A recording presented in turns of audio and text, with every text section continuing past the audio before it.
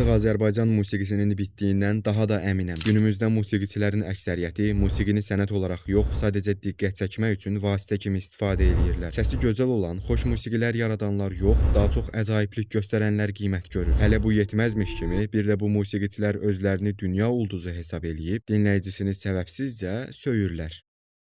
Normalda belə bir video hazırlamaq fikrim yox idi, amma bir videonun altına müğənni ya da hər nə adlandırırsınızsa, bu insanın yazdığı təhqirli və hədə-qorxulu rəy məni buna məcbur elədi. Məcbur eləməkdən də əlavə çox ciddi əsəblərimi pozdu. Bu qadını böyük ehtimal çoxlarınız tanıyır. Keçdiyimiz günlərdə ifa elədiyi musiqiləri ilə ölkəmizdə gündəm olmuşdu.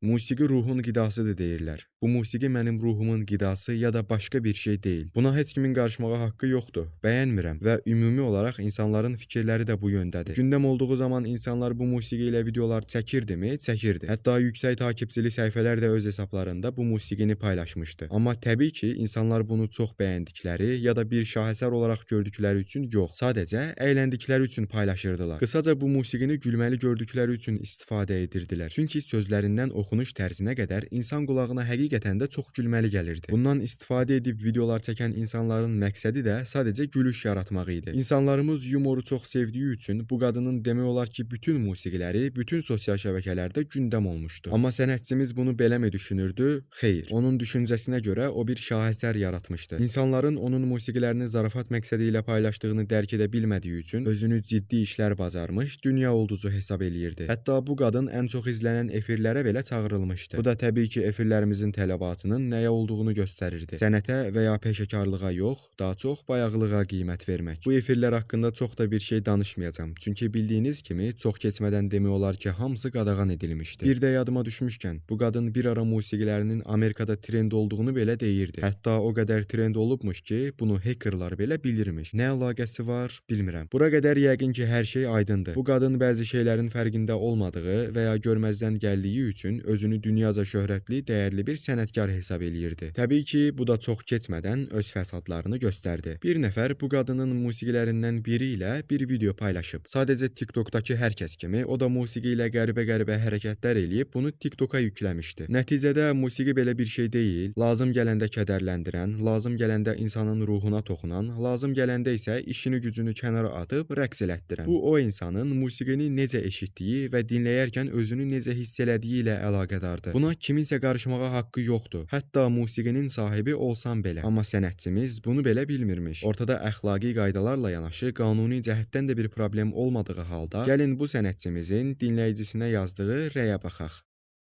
Baxın, hər zaman hər kəsin özündə haqlı olduğu bir tərəfi olduğuna inanmışam. Amma mən bu rəyə heç cür haqq verə bilmirəm. Adama yazdığı təhqiri keçdim, qadının cümlədəki leksikası belə düzgün deyil. Deyək ki, bu adam videoda qadının sənətinə qarşı həqiqətən də tənqid eləyib, alçaldıb. Amma bu zaman belə sənin kimisə söyməyə ya da ona hədə-qorxu gəlməyə haqqın yoxdur. Buna istər qanuni, istər əxlaqi cəhətdən baxın, bu düzgün deyil. Kimlərə dəyər verdiyinizə və kimləri tanıtdığınıza diqqət yetirməsəz, sonunda belə olması çox normaldır. Sənətçimiz qanunları belə bilmir. Hətta bununla yanaşı insanları təhqir edərək əslində qanunlara zidd hərəkət eləyir. Üzr istəyirəm, nəyi şikayət eləyirdin?